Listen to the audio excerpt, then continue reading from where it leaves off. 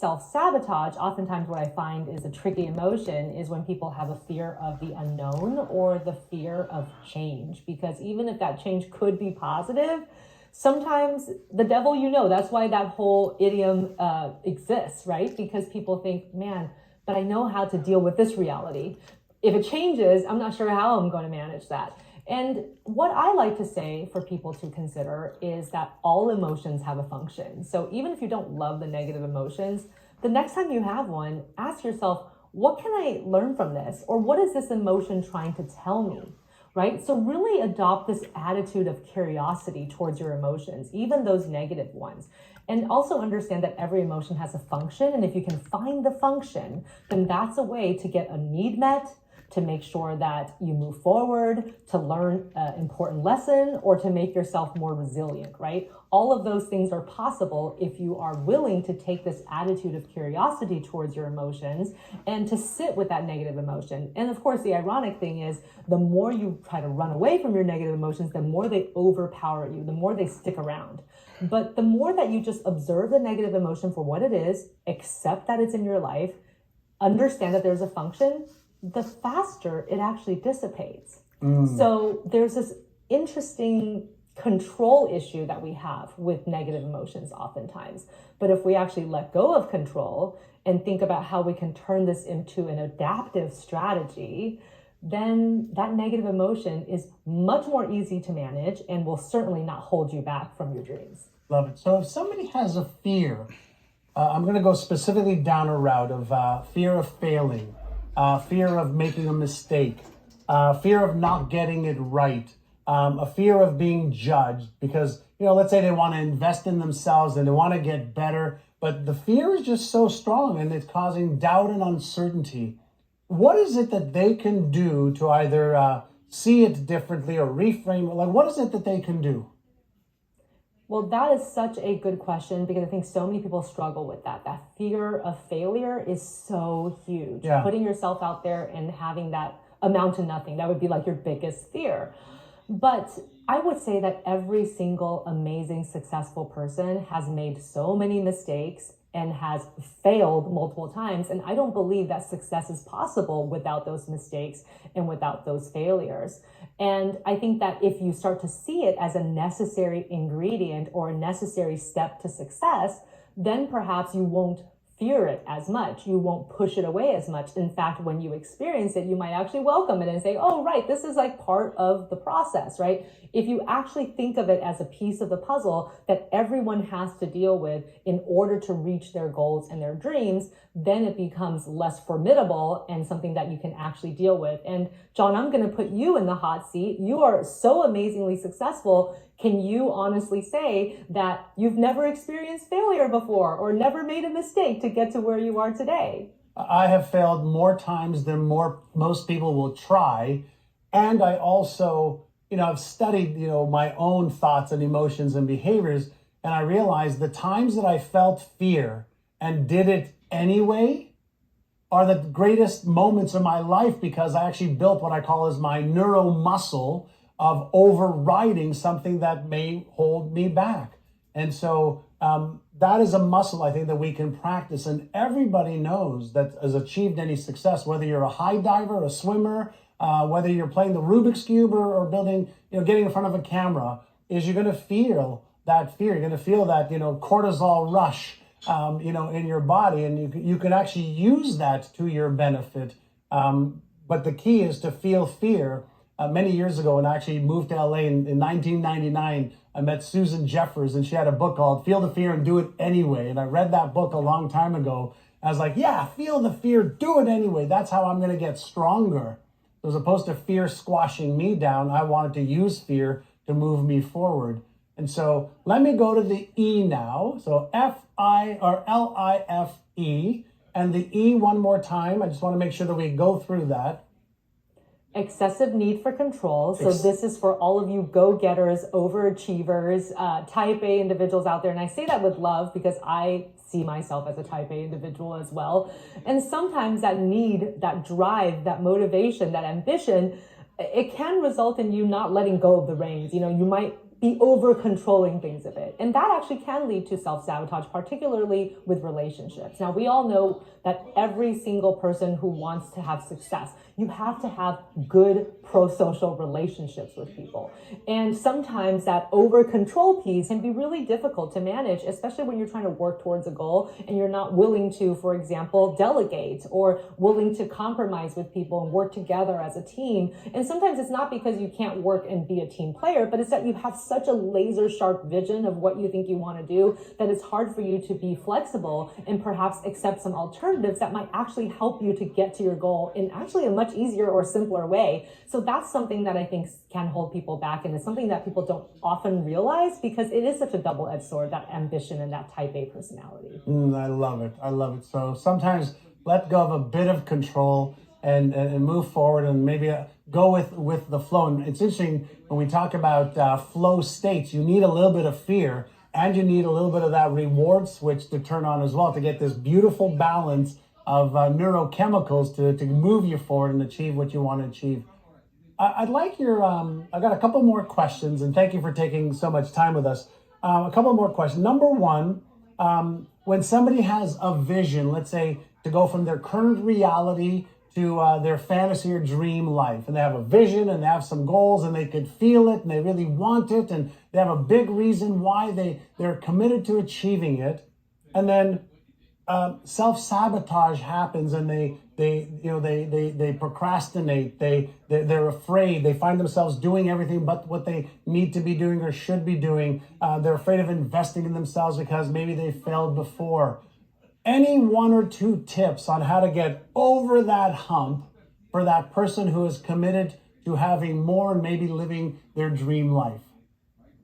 Absolutely. Well, the first piece of that is examine your thinking and root out any kind of self-defeating beliefs that might be percolating in there. And it doesn't mean that you're going to change those beliefs overnight, but let's say that you pick up on this pattern, this belief that keeps coming up over and over again. I'm never going to reach that goal. I shouldn't even bother trying. Those types of things. If you notice that theme, practice this technique. It's called the yes, but technique. So create a new thought that recognizes part of that reality, but also recognizes something positive that's in progress or something that shows you that this actually can be achievable. So yes, I have not gotten that promotion that I've been working towards in the last 2 years, but I have been doing a ton of adult education for myself, learning new skill sets, and I know that that new opportunity is just around the corner. So creating a new thought that has the recognition of the current state and something that is going to move you towards your dreams. Using that yes but technique can be very helpful. The second technique that I swear by, which I know is something that you do, John, that you teach as part of your Inner Sizes program, is the mental contrasting and implementation intentions technique. So for those of you, your viewers who have already had a little bit of information on this, or if this is something that you're hearing for the first time, this is an awesome 1-2 punch, right? Because sometimes in the visualization process, we spend so much time thinking about all of the positives when we achieve something that we don't stop to also look at potential barriers. And that's what mental contrasting is. You spend some time really visualizing and making that feeling visceral of what it would feel like to have that success in that area that you've put a goal on. But also you're taking the time to then say, okay, let me take a step back now and think about the kinds of barriers that could come up that could cause me to stumble along the way to this goal, and really force yourself to be specific. So instead of just saying something like, I'll procrastinate, you actually want to say under which situations you might procrastinate. Like, okay, if I set this goal for a weekend, well, sometimes on the weekends I just want to relax and I really don't think I'm going to do that much on a Saturday, right? Really make it clear. What is that actual barrier? The what's, the when's, the situation, really make sure you lay that out.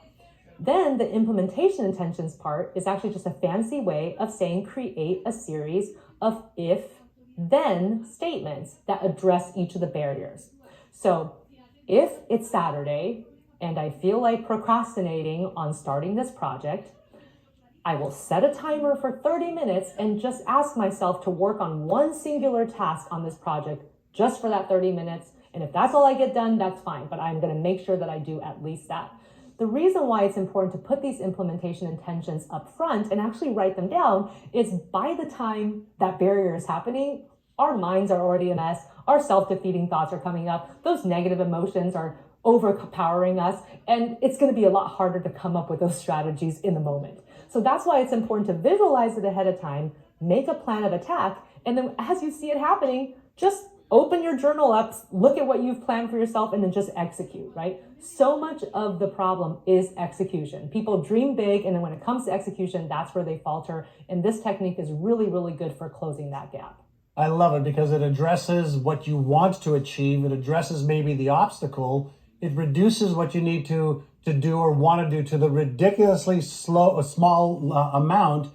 And that reduces that cognitive load, which means you're going to probably take action. I've heard you use the word visualization a few times in mental contrasting. And I want to put a couple things together. On a scale of 1 to 10, I want to ask you like rapid fire. How important is self-talk on a scale of 1 to 10? 10. How important is seeing the future you want on a scale of 1 to 10? That's a 10 too. How important is it to upgrade your skills so that you have the skills to deal with whether it's the emotional or mental challenges that will come in your way? I would say that's a 9. A 9, great. And then as far as having relentless pursuit, all right, go after your goals and dreams because chances are you can achieve them on a scale of 1 to 10. A 10. And I would say that that's qualified by the fact that relentless pursuit doesn't mean that you don't make mistakes, right? It doesn't mean that you don't falter, but it's that idea of you'll pick yourself back up and do it again, right? Don't get discouraged. Keep going because you're going to get there if you keep going.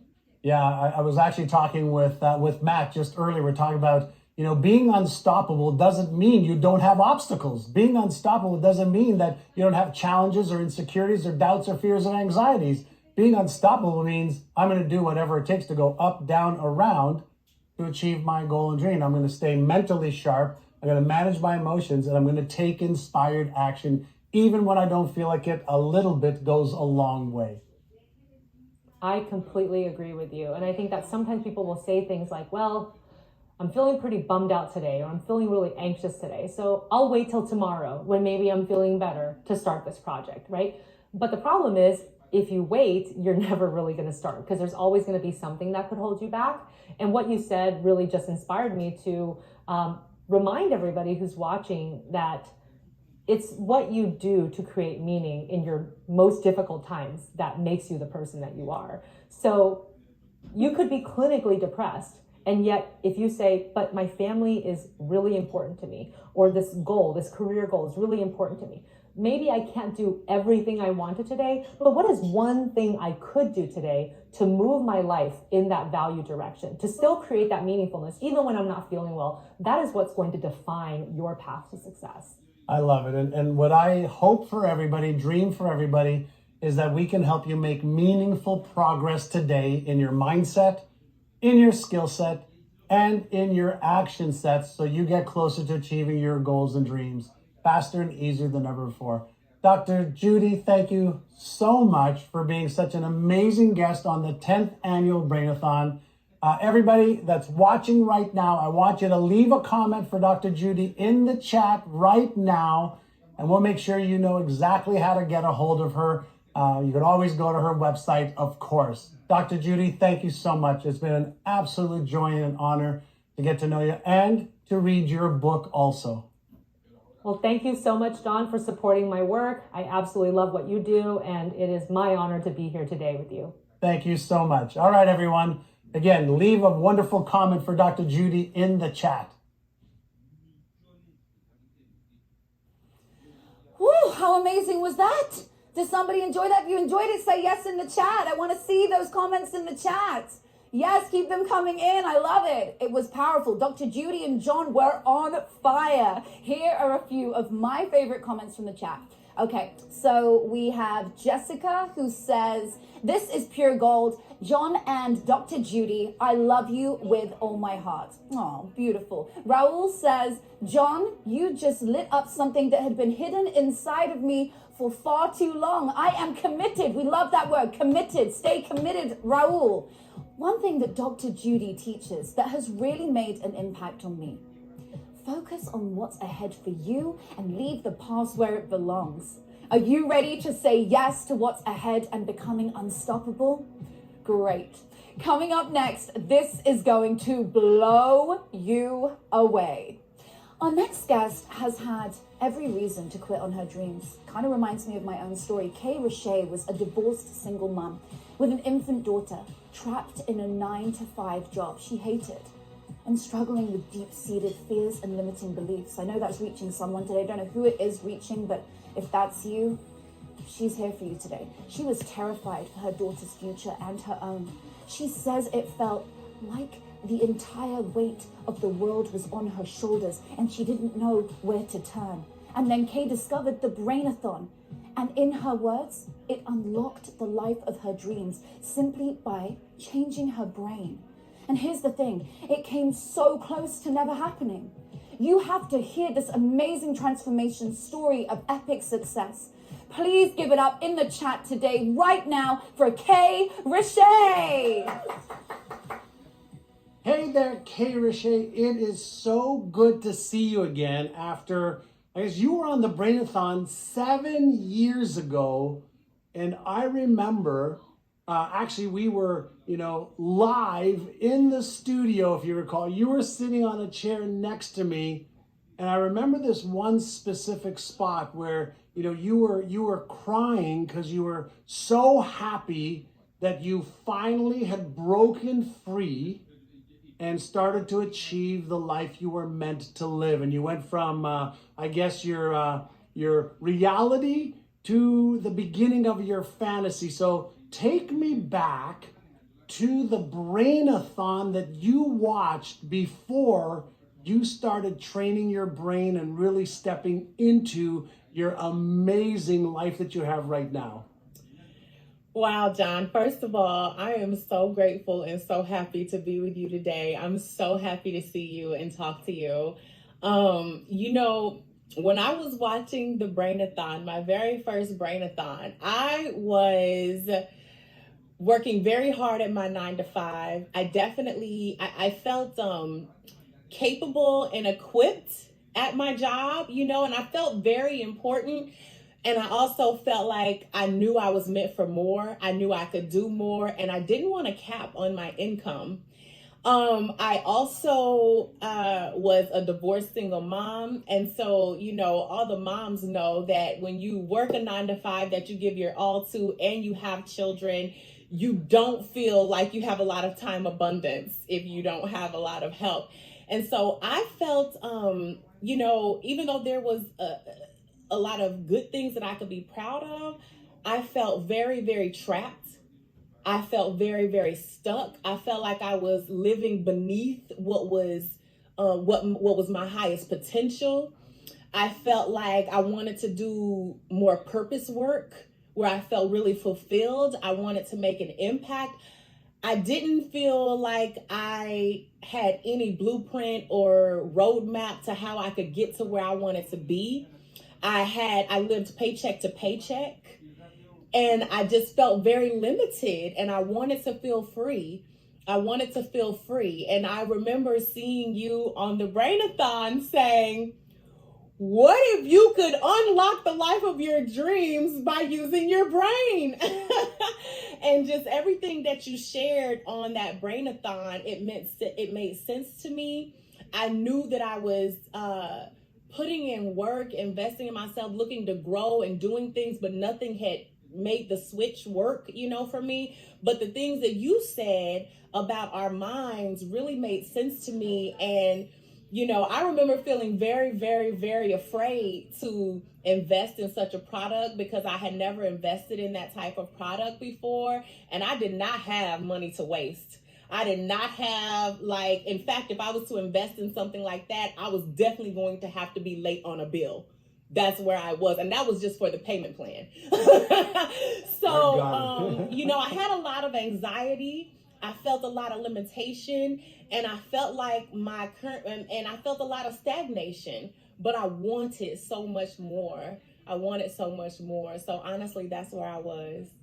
I love it. Now, I remember two things. One was there was a job that you were in that I know was holding you like hostage because you really couldn't make progress and they were looking to make some changes.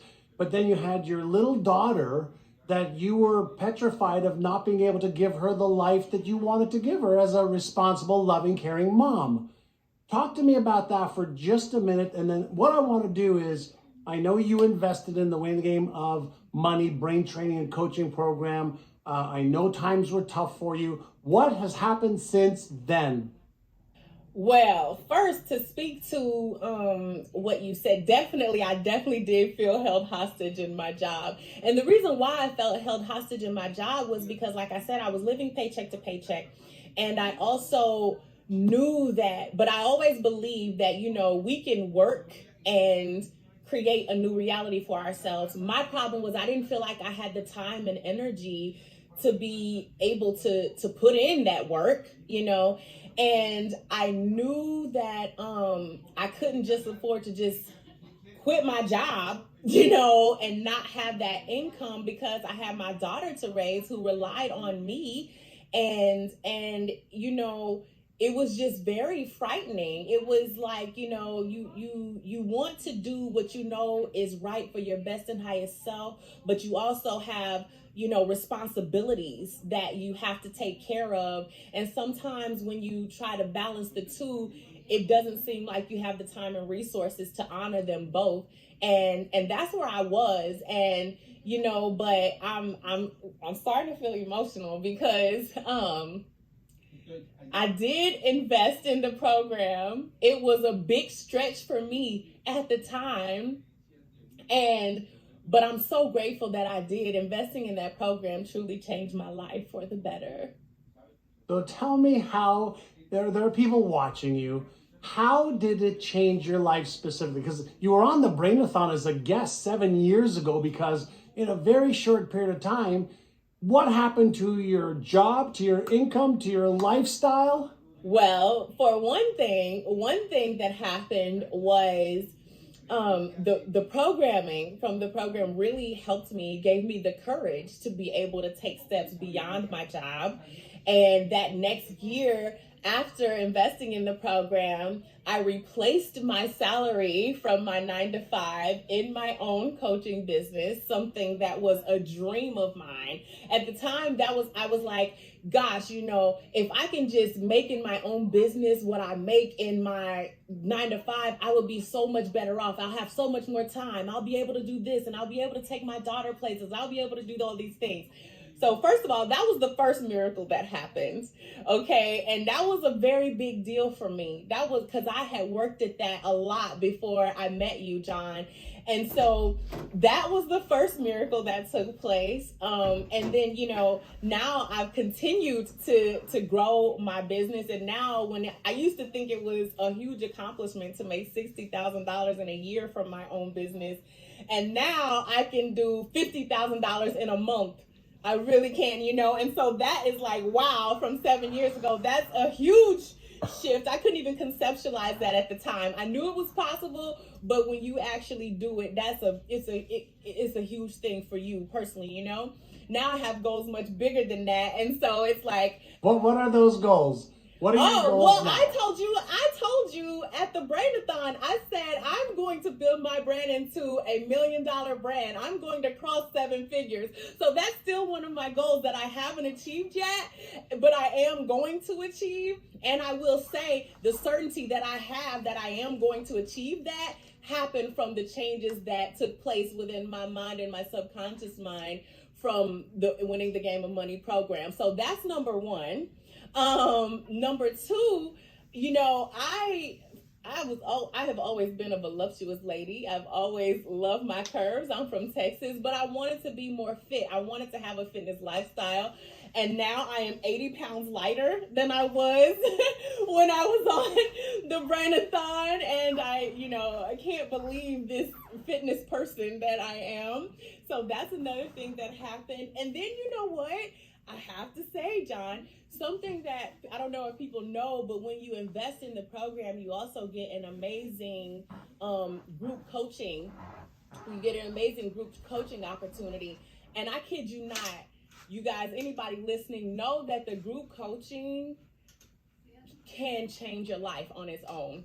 It definitely did that for me. It did that for me by one, getting to have access to John and the other people in the group to be able to share your ideas with and receive feedback from.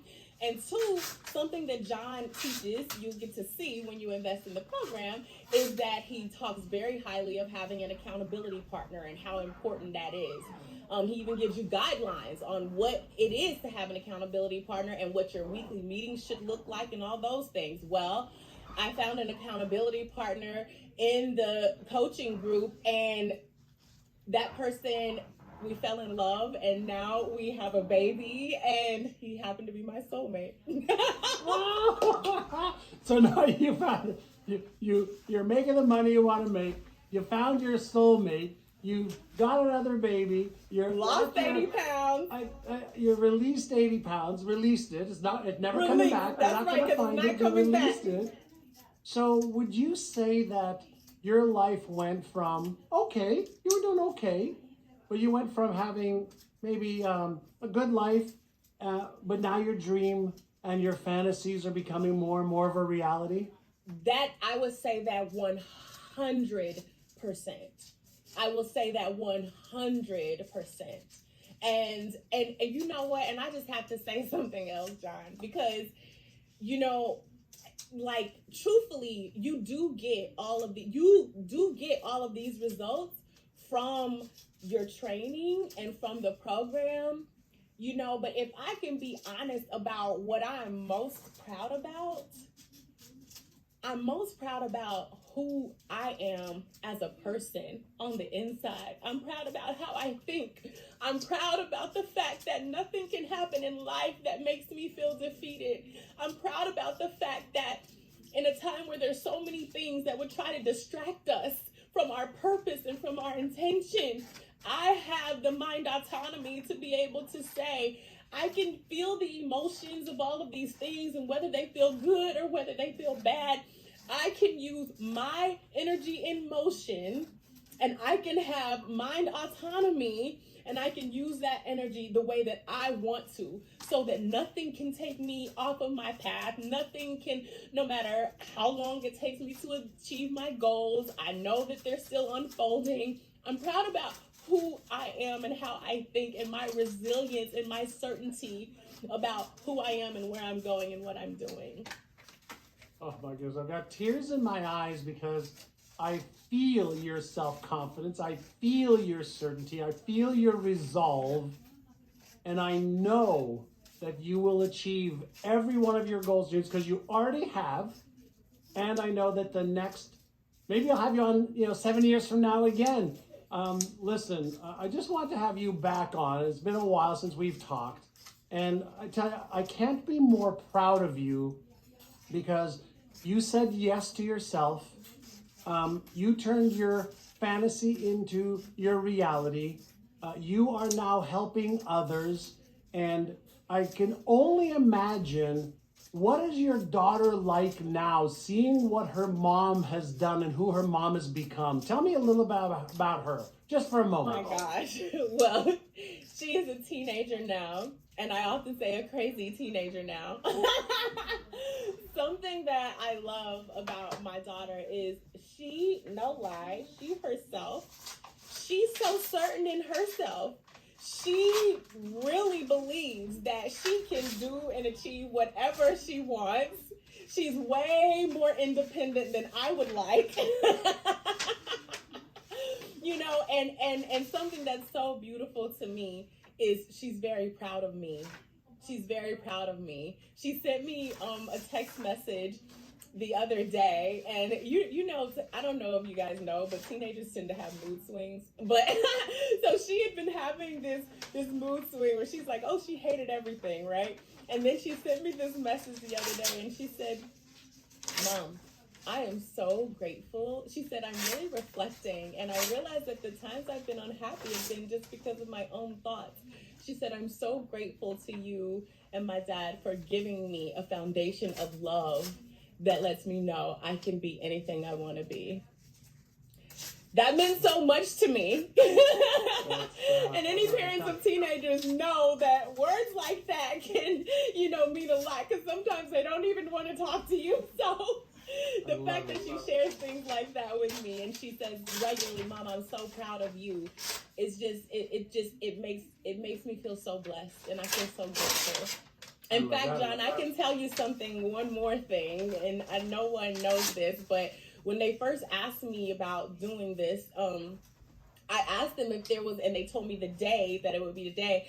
I asked them if there was a later time, that would be available, because truthfully, I wanted to surprise you with a personalized gift, and I couldn't get the personalization done in time for today, because I wanted your team to be bringing it to you right now, because I want you to know that thank you for creating this program. Thank you for serving the world the way that you do, and truly working with you has truly changed my life for the better in so many ways, and I just love you so much. Well, I don't often cry on the Brainathons, but on the 10th anniversary, why not, right? This is why I do what I do, is to take what I've learned, to take what the other experts have learned, the other people that, that have been in our orbit teaching and sharing, giving of their hearts, so that we can transfer the brain training, the coaching, the strategy of exactly what to do, so that we can hear stories like yours. And on the 10th Brainathon, I want to give you a big hug, big high five. Can you do me a favor? Can you just stand up like you did earlier? Do a little spin for me, because you've released 80 pounds. Not only have you made more money, not only have you married the man of your dreams, not only is your daughter awesome, you look fabulous, girl. So, woohoo! I love it. Thank you so much, Kay, for brightening up our 10th annual Brainathon. And everybody, if you enjoyed this, just give me a big